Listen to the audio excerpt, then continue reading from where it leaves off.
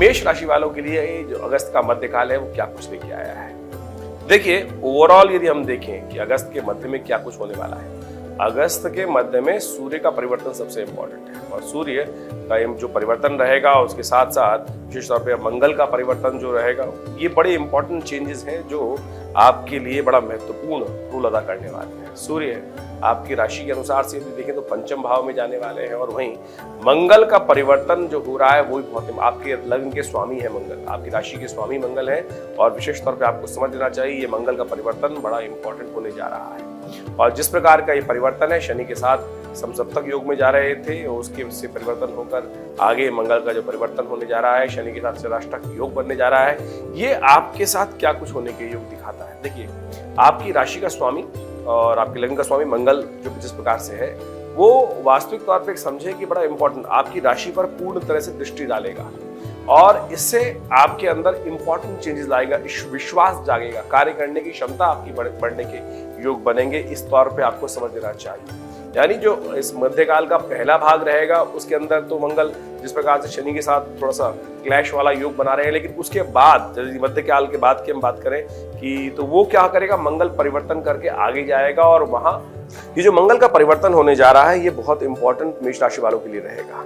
तो इस प्रकार को हमें समझ लेना चाहिए कि मेष राशि में जिस प्रकार का प्रभाव उत्पन्न करने का मेष राशि के अनुसार से जो मंगल का प्रभाव रहेगा अगस्त के मध्यकाल में बहुत इंपॉर्टेंट योग बनाने वाला है।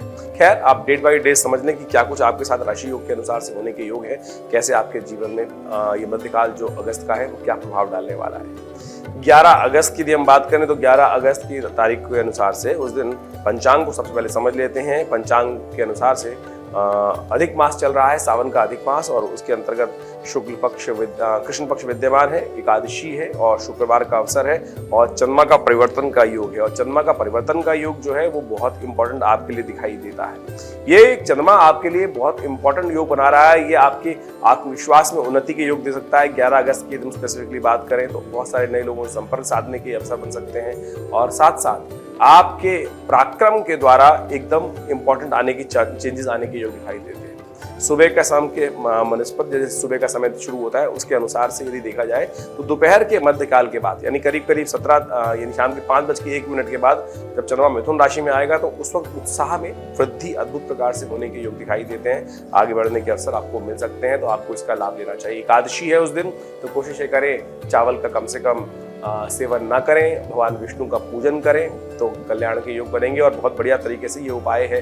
भारतीय संस्कृति में कहा गया है कि और ये एकादशी तो अधिक मास की एकादशी है, तो ये पुरुषोत्तम एकादशी के रूप में जानी जाती है, तो अवश्य भगवान का स्तवन यथाउचित भाव से आपको करने का प्रयास करना चाहिए। कई मतों के अनुसार से जब तिथि वृद्धा हो जाती है यानी अगली तिथि को भी उसका पुण्य चला जाता है तो उस दिन एकादशी के साथ द्वादशी का शुभ योग बन जाता है, तो ऐसे में वैष्णव संप्रदाय जो है उसको अगले दिन पुण्य मान लेता है। लेकिन आज भी 11 तारीख की बात करें तो उस दिन भी शुद्ध रूप से एकादशी विद्यमान है, तो बड़ी कल्याणकारी है। उसका व्रत यदि आप रखें तो बहुत शुभ रहेगा, आगे बढ़ने के अवसर आपको प्राप्त होंगे, भगवान विष्णु की कृपा से अच्छे योग बनेंगे।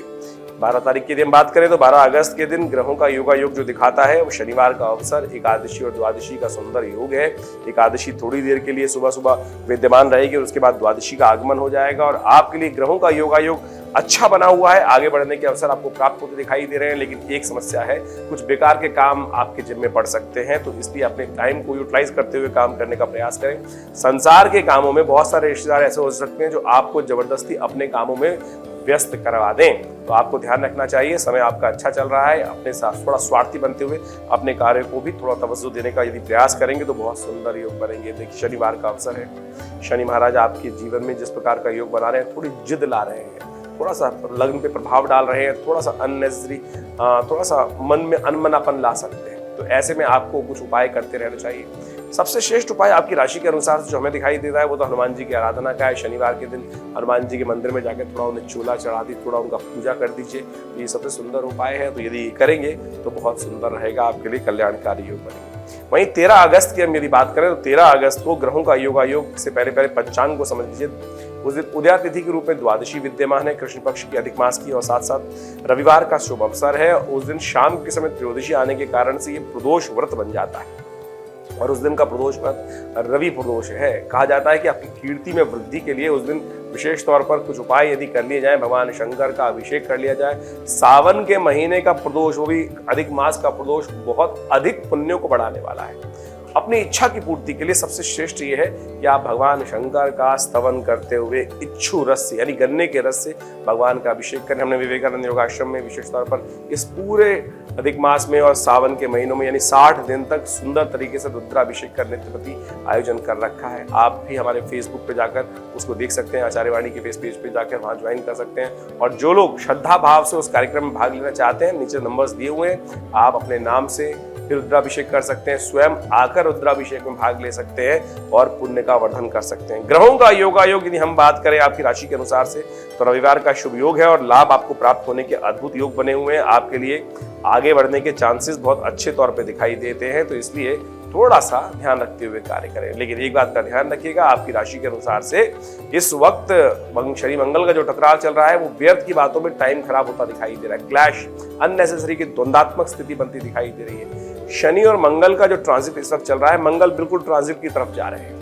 ऐसे में बुद्धि में शनि का प्रभाव है, मंगल वहीं बैठे हैं, तो जबरदस्ती लोगों से भिड़ने वाली बात ना करें, थोड़ा शांत रहते हुए काम करेंगे तो आपके लिए अच्छा रहेगा। शाम के समय इस वक्त राहु भी बृहस्पति के साथ आपके लग्न में चल रहे हैं, आने वाले कुछ महीनों में परिवर्तन का योग बनाएंगे। लेकिन अच्छा ये रहेगा कि शाम के समय प्रदोष काल है आज, तो कोशिश करें आज विशेष तौर पर मूली भगवान को अर्पित करने का प्रयास करें। कहा जाता है कि राहु को शांत करने के लिए, राहु के समस्त दोषों को शांत करने के लिए ये बहुत सुंदर उपाय है। बहुत कम लोग जानते हैं इस बारे में। तो मूली यदि राहु के निमित्त दान कर दी जाए, कहा जाता है शारीरिक और आदि व्याधि के कष्ट जीवन से दूर होने के योग बन जाते हैं, तो इसको करके आप लाभ ले सकते हैं। वहीं 14 तारीख की यदि हम बात करें तो उस दिन बड़ी श्रेष्ठ तिथि है। सावन का अधिक मास चल ही रहा है और उस दिन विशेष तौर पर सावन का सोमवार और सावन के अधिक मास की शिवरात्रि का अवसर पड़ रहा है, यानी सूर्य पे सुहागा। बड़ा सुंदर योग है, भगवान का स्तवन करने के लिए बड़ा सुंदर योग बन रहा है। तो कोशिश करें इस सुंदर तिथि का आप अवश्य लाभ लेने का प्रयास करें। यह आपके लिए समस्त कार्यों में परिवर्तन करने के योग बनाएगी। इस दिन चंद्रमा का परिवर्तन भी हो रहा है। सुबह सुबह सूर्योदय से पहले करीब यदि हम बात करें 4:28 पर चंद्रमा का परिवर्तन कर्क राशि में हो जाएगा और ये आपके लिए बड़ा महत्वपूर्ण रहेगा।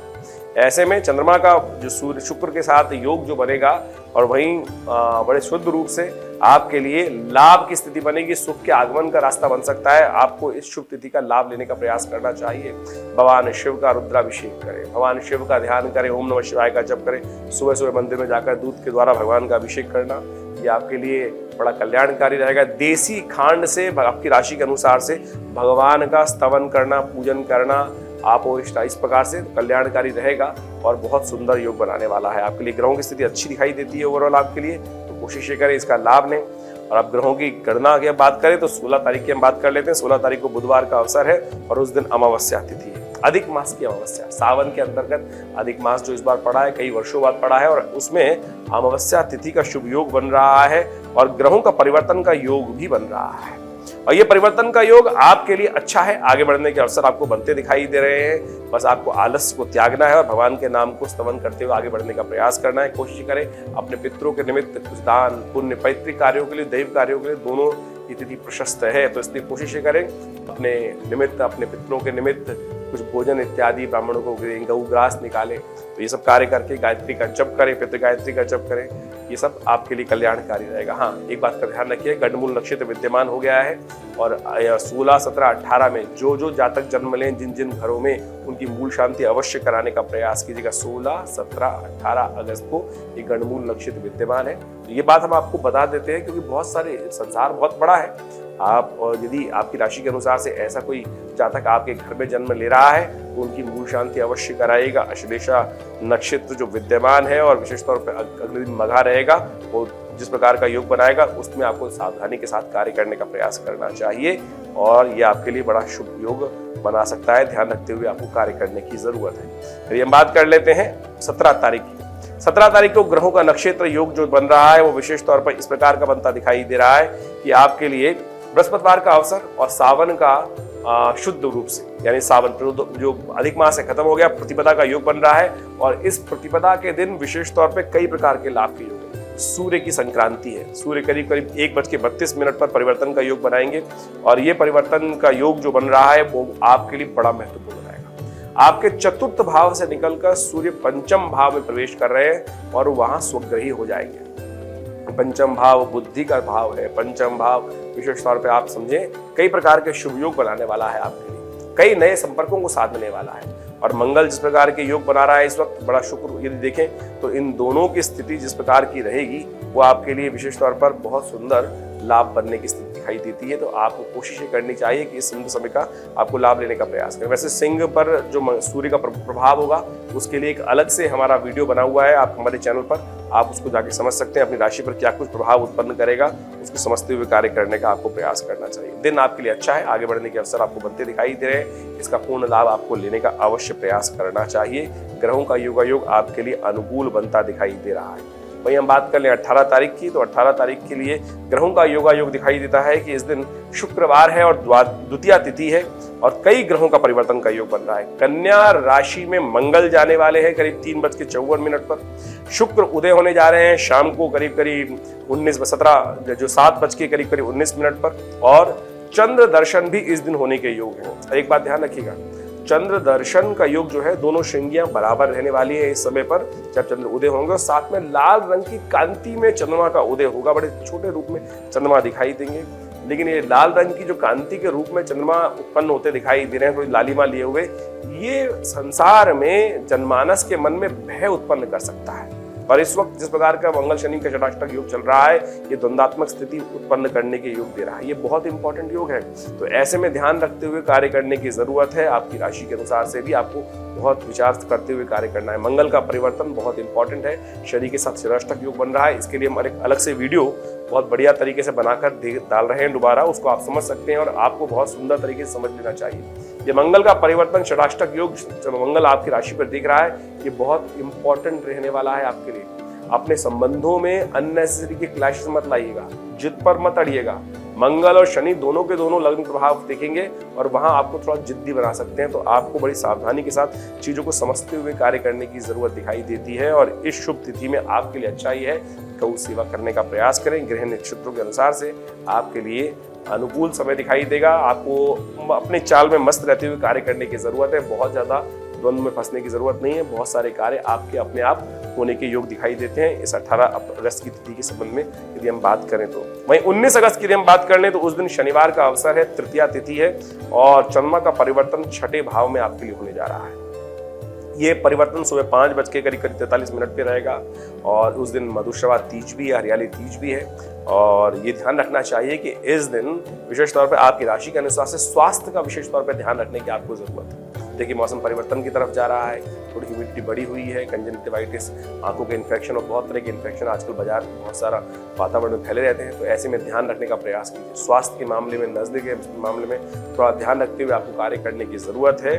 बार बार हाथ धोइए, इस बात का ध्यान रखिए। स्वच्छता का पूरा ध्यान रखते हुए कार्य करना चाहिए आपको। और थोड़ा बहुत ज्यादा लोगों से उत्सव में हम लोग बहुत ज्यादा मिल जाते हैं और कई बार इन्फेक्शन होने के योग दिखाई देते हैं और ऐसे में आपके ग्रह इन 2 दिनों के लिए थोड़े भारी दिखाई देते हैं। यदि हम बात करें 19 और 20 के लिए स्वास्थ्य के मामले में थोड़ा ध्यान रखते हुए कार्य करने का प्रयास करें। उपाय क्या किया जाए? थोड़ा सा शहद, जिनको डायबिटीज नहीं है वो शहद का सेवन कर सकते हैं। भगवती को विशेष तौर पर शहद अर्पण करना, गणेश जी को शहद अर्पण करना, भगवान का विशेष तौर पर शहद के द्वारा अभिषेक करना, ये सारे के सारे उपाय। मधुश्रवा तीज विशेष तौर पर मधु से संबंध रखती है और इस दिन विशेष तौर पर समझ लें शहद हमारे यहाँ प्राकृतिक तौर पर एक ऐसी एनर्जी सोर्स है जो बहुत सारी आदि व्याधियों को भी ठीक कर देती है। लेकिन विडंबना यह है कि आज बाजार में जितने शहद मिलते हैं वो प्रकृति के नाम पे जो मिलते हैं, लेकिन होते सारे के सारे आज सिंथेटिक रूप से बनाए जाते हैं। लेकिन प्राकृतिक तौर पर यदि शहद का उपयोग इस स्थिति से लेकर कुछ दिन लगातार किया जाए, इस पूरे मास में किया जाए, तो कहा जाता है इम्यूनिटी को बढ़ाने के लिए बहुत बढ़िया तरीके से ये जो सावन का महीना है बहुत जरूरी रहता है। तो ऐसे में नित्यप्रति मधु का सेवन करना, शुद्ध शहद का सेवन करना बड़ा कल्याणकारी रहेगा। उपाय के तौर पर हमने आपको बताया भगवान शंकर का यदि हो सके तो अभिषेक इस शहद से करने का प्रयास कीजिए। माँ भगवती को विशेष तौर पर इस तिथि के दिन, मधुश्रवा तीज के दिन शहद अर्पित किया जाता है और वो कहा जाता है कि आपके जीवन से बहुत सारे कष्टों को दूर करने वाला रहता है, विजय दिलवाने वाला रहता है, शत्रुओं पर विजय प्राप्ति के योग दिखाई देते हैं। और इस वक्त चंद्रमा आपका थोड़ा कमजोर है और शत्रु भाव में चला गया है, ऋभु भाव में चला गया है और रोग वाले भाव में चला गया है। तो ये उपाय करने से आपको लाभ प्राप्त होगा। वहीं 20 अगस्त की बात करें तो 20 अगस्त के दिन चतुर्थी चतुर्थी है और विशेष तौर पर उस दिन रविवार का अवसर है। तो और गणेश चतुर्थी और भद्रा भी रहेगी उस दिन सुबह 11:24 के बाद से। तो इस बात का ध्यान रखें कि नया कार्य आरंभ करने के लिए 11:24 का बाद का समय ठीक नहीं है। कोई नया वेंचर, नया असाइनमेंट, नई चीजों को बात करनी, नई वार्तालाप कुछ शुरू करना, तो उससे पहले करना, आरंभ कर लीजिए। यानी भद्रा काल में नया कार्य आरंभ करना निषेध, पर कितनी सा निषेध है खाली कि भद्रा में नया जो रूटीन चलते हुए कार्य उनके लिए कोई बाध्यता नहीं है, लेकिन नया कोई विचार, नया कोई कार्य, नया कोई प्रोजेक्ट हाथ में लेना वो थोड़ा कष्ट में हो सकता है। इस बात का ध्यान रखते हुए कार्य करना चाहिए, क्योंकि शास्त्र में इस भद्रा काल के ऊपर बहुत बड़ी विवेचनाएं लिखी गई हैं और उसको हमें समझ लेना चाहिए। आमतौर पर जनमानस इस समय को छोड़ देते हैं और जब बहुत देर बाद विचार आता है तो समझ सकते हैं उसका दोष लगता है। तो इस बात का ध्यान रखते हुए इस मुहूर्त विज्ञान का सृजन हमारे ऋषि मुनियों ने किया और यदि उसको समझते हुए कार्य करेंगे तो बहुत सुंदर है।